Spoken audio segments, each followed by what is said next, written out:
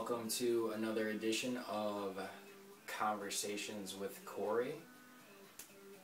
I was sitting here going over some things and I wanted to share them. So, we're going to start off with this.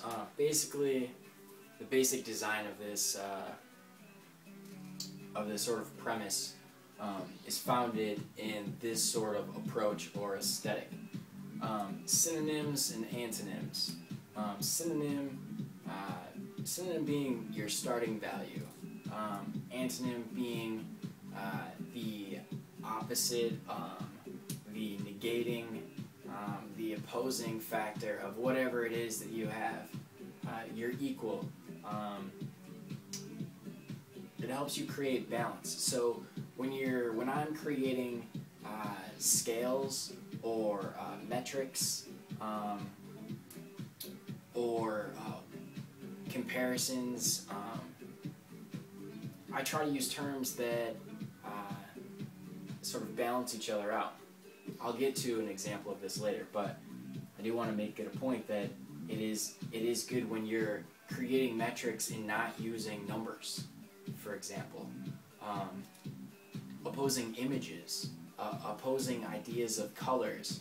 You can sort of experiment, giving people, this is just one way to experiment with it, but you can give people two options that might not be opposites, and just very ambiguous options, two colors, you know, yellow or pink. And what can you tell from that? I don't know. I don't know what you can tell from it. But if you ask enough people and you were given enough numbers and enough responses, I'm sure that you could find sort of some understanding to that. Anyways, that's sort of an obscure detail out here. But to sort of bring it back in, opposing variables, values and terms. These are metrics, these are sliding values,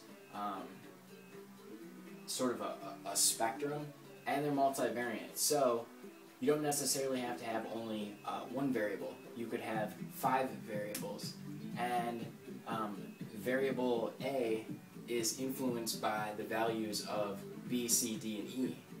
However, the values of B, C, D, and E are influenced by A, B, C, D, and E. They all influence each other. It's a reflexive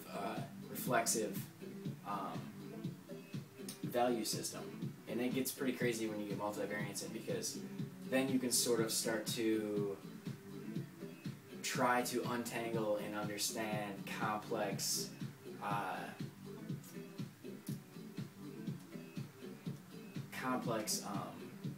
feelings, like trust.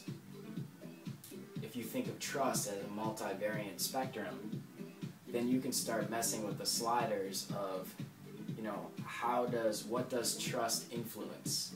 And how does trust influence the slider of belief, knowing something, faith in something? So basically that is going to speak to the idea that I want to share. In the functions or the variables, that sort of speaks to an algorithm that I'm not sure how it works out. I'll record that later. But if anybody knows of a math algorithm that would speak to that concept, feel free to share it with me, because that's one domain that I'm not proficient in. And it would be nice to have quantitative ways to express sort of these ideas. With that said, let me erase this and get started on this idea.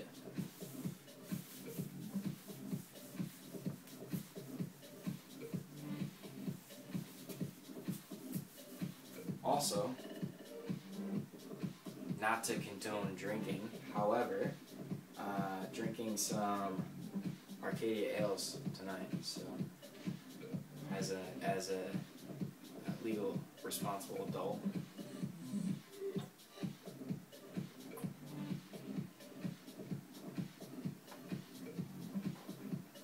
Isn't that funny how I just do like that sort of very casual, as if you're just like a person talking to me in the bar, and I'm just like, oh, drink my drink.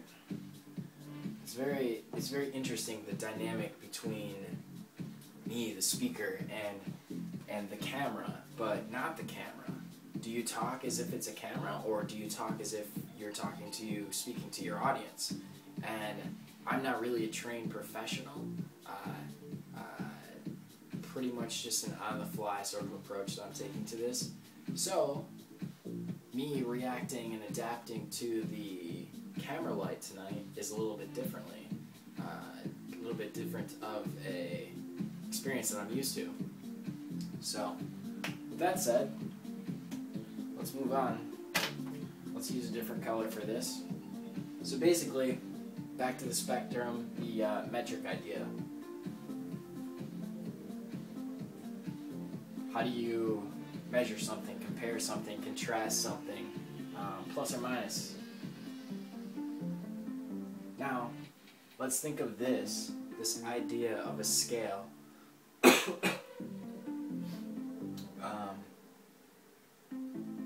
And see, they don't necessarily have to be positive and negative. They just have to be opposing values. So I put plus and minus up there, but I don't want that to be taken for positive, negative, right, wrong, yes, no. While those are opposites, those are judgments, and this isn't what that's sort of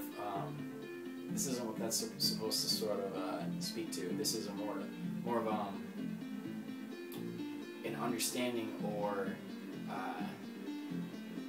it's supposed to shed light and provide sort of better understanding rather than a judgment form. Okay, so you take this idea and think about trust. Think about all of the things in the environment, all of the interactions that you have in your daily life, all of the interactions that you have with family, all of these people that have influence. Think about who they are, what authority they have in your life, what value you put on them, what value you put in what they say to you, right? Then think about all of the different interactions and all of the different experiences and all the different environments that might impact your value on this scale, on this sliding scale. Trust in that person. Trust in the things that they say. Do you believe something more if someone else says it? I think that our society would reflect this idea. But why do we do this? And does that influence us and impact us and bias us in a way that might be negative to... There's a judgment. I say I don't do judgment, so... While not contradicting myself, stricken negative from the record, do these interactions bias us? Do these interactions influence our behaviors in ways that we are unknowing of, not in control of? And could we be in control of these? And would the outcomes resulting from self-control, would they be different? And how would they be different? So you have trust. All of the different interactions, who you trust, why you trust them, how that trust is influenced.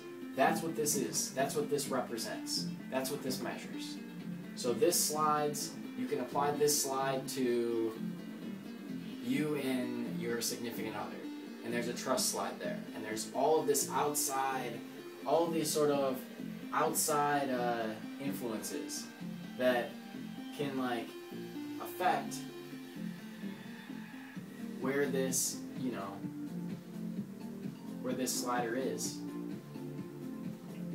All these are, pluses and minuses. Different values of plus, different values of minus. I mean, they don't have to be also individual influences. Some things have a little bit more pro and a little bit more con. Some things have even pro, even con. Some things are all pro, no con.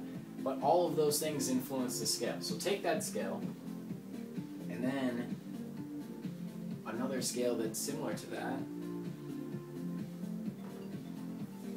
I know they look the same even. Faith. How is faith any different? Isn't faith influenced the same way? Isn't faith a sort of form of trust?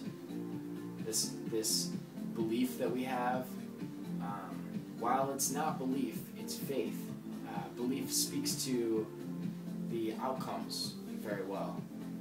But just like trust, faith is influenced. Just like faith, how do we measure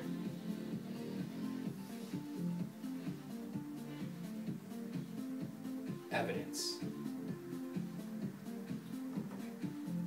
Plus and minus.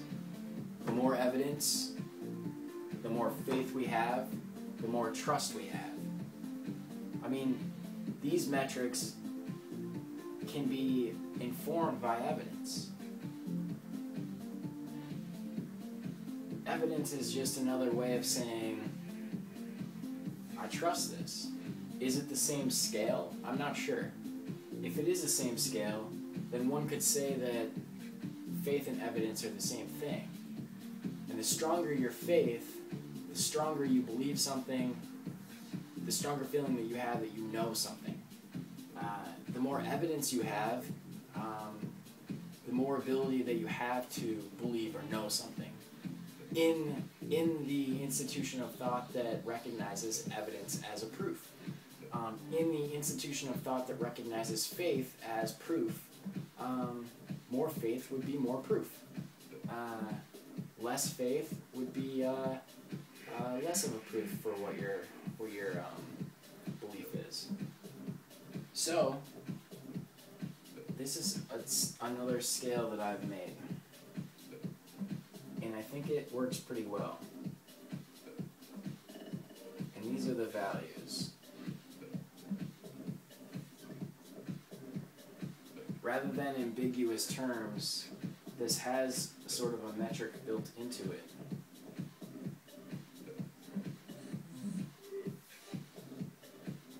And I was thinking about this based on the terminology that I use when I think about ideas. And I was thinking, and I said to myself, I've thought about that. And what did that mean to me when I say I've thought about that? What value is in thought? What part on the spectrum is that? Is it middle? I wasn't sure, so I started to sort of look up different terms and sort of toy around with a scale that I thought worked. And this is a scale that I've come up with. Old Navy's fall wholesale is the perfect time to stock up on fall styles with real deals on sweaters, graphic tees, knits, and pants. Your fall family fades up to 75% off. Imagine a groovy fall makeover for next. I always thought that this would be funny. Pandora advertisement during my presentation. Well, that's a beer break.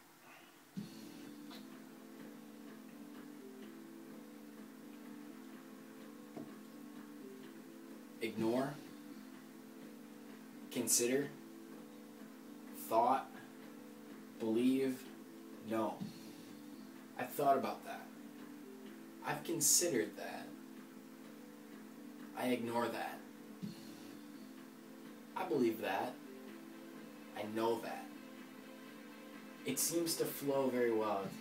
They sort of inform each one.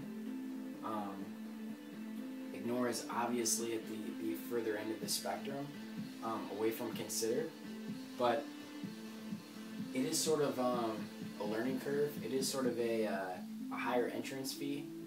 We disregard so much, we ignore so much. So once we get past ignore, you move into sort of a slower growth, sort of like this.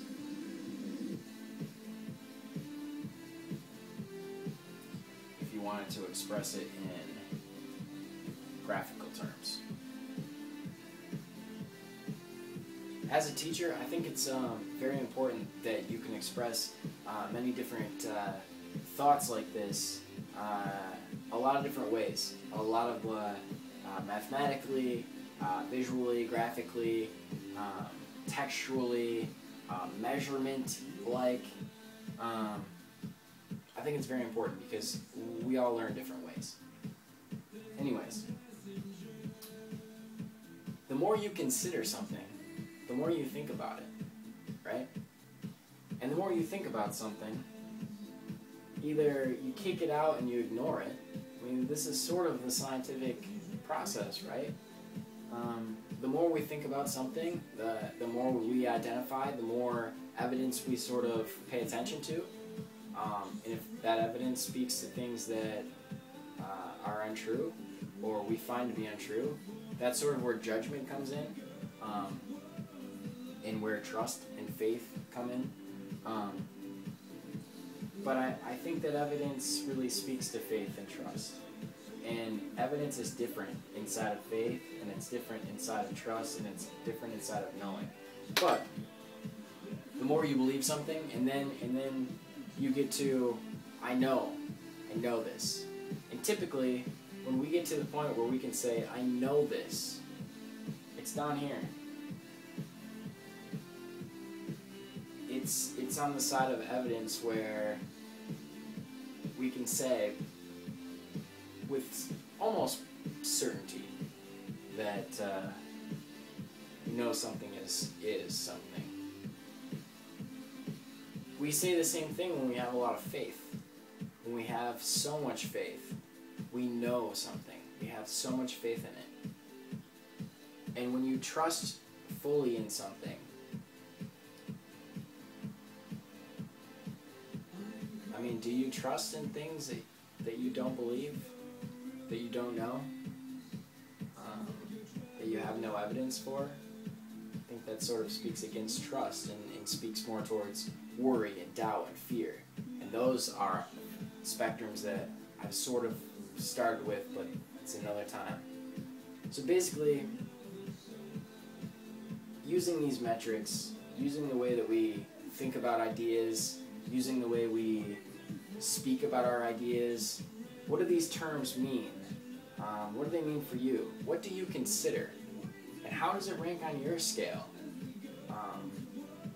What does thought mean to you? What does believe? Do you have faith? Do you use faith? What is faith? Define it, give it a value, and then identify things in your life that fall onto that spectrum and give them values. And if you do that,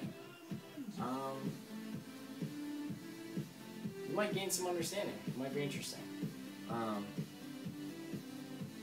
So, that's the end of this conversation. Until next time, we will meet again.